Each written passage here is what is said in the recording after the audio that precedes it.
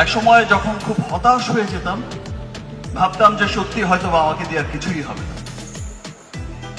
আপনাদের হয়তো কারো কারো মনে থাকতে পারে কিছুদিন আগে হয়তো বা সাম ডিজাস্টারের কারণে মনে আমেরিকা থেকে যখন এসেছি,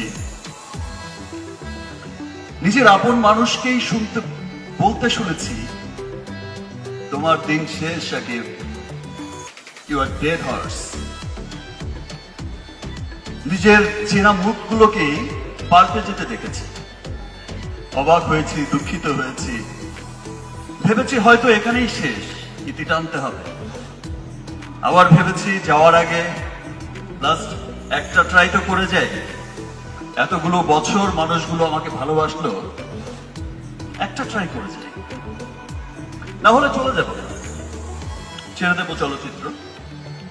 যা পেয়ে শূন্য হাতে এসেছিলাম, যা পেয়েছি তা অনেক।